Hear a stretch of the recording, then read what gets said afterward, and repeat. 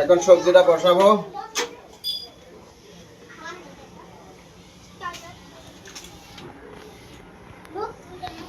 তেল মনে হয় কম কম লাগছে, তেল বেশি নামানো হয়েছে।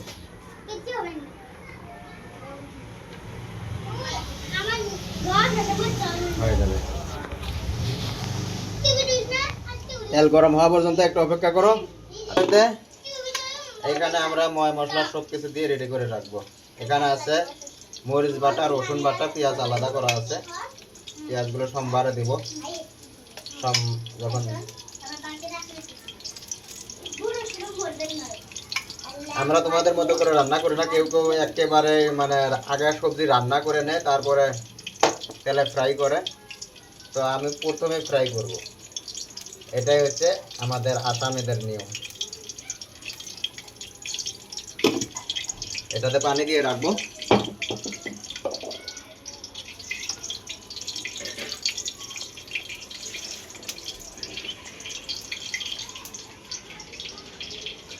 এইগুলোকে পরে ঝোল হিসাবে ব্যবহার করব।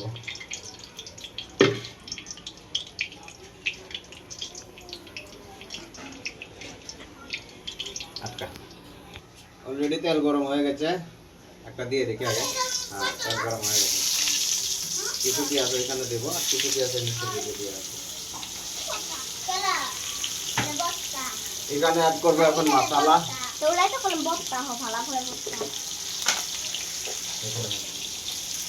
লবণ দিলাম পরিমাণ মতো, যতটুকু লাগে। যার যার আইডি মতো তাই দিয়ে লবণ দিলে তাহলে বেশি ভালো লাগবে। আমি আমার আইডি মতো দিলাম, তোমাদের আইডি মতো এখন তোমরা দাও, তাহলে আরো বেশি টেস্ট হবে। এখানে আছে ধনিয়া পাউডার, এখানে চিনি, এখানে সব আর কিছু দেবো না। এখানে ততক্ষণে পেঁয়াজগুলো লাল লাল হয়ে গেছে। রসুন একেবারে ওইখানে দিয়ে দিয়েছিলাম। এখন আমি সবজিগুলোকে এখানে ছেড়ে দেবো।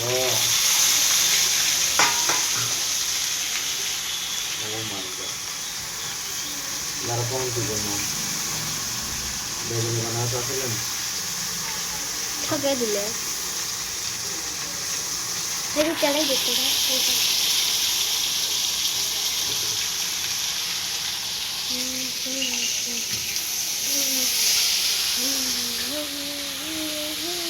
আচ্ছা, যদি আমি এইভাবে সবজি বানাই, জানি না কে কীভাবে বানাও, একটু কমেন্ট বক্সে জানাবা। আর আমার সবজি রান্নাটা কি ঠিকঠাক মতো হয়েছে কি না সেটাও একটু কমেন্টে জানাবা, ঠিক আছে? আমি তো ছেলে মানুষ, তোমাদের মতো করে রান্না করতে পারবো না, তারপরেও রান্না করার একটু ট্রাই করলাম। ট্রাই মানে কি, আমি এইভাবে রান্না করেই থাকি অনবরত প্রতিদিন। মানে একটু হলুদ গুঁড়া কম কম লাগছে, একটু হলুদ গুঁড়া দিয়ে দেবো এখানে।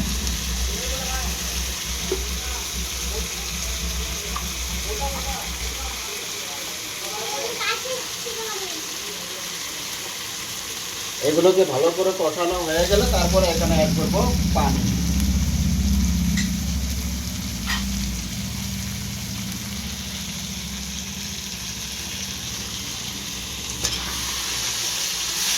গ্যাসটা লো করে দিই।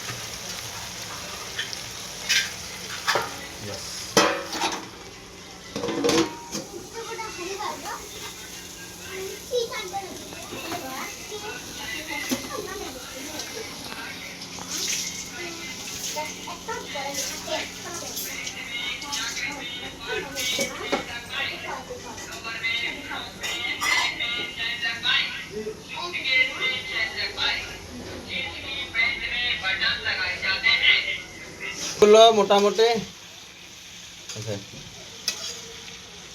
কষানো হয়ে গেছে। তো এখানে আমি এখন অ্যাড করবো ঝোল। এটা মশলা ধোয়া পানিগুলো দিয়ে দেব।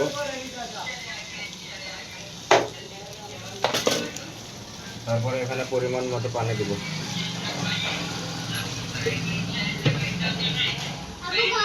মাছ দিছো যাবারটা বুঝছো আসতে করে না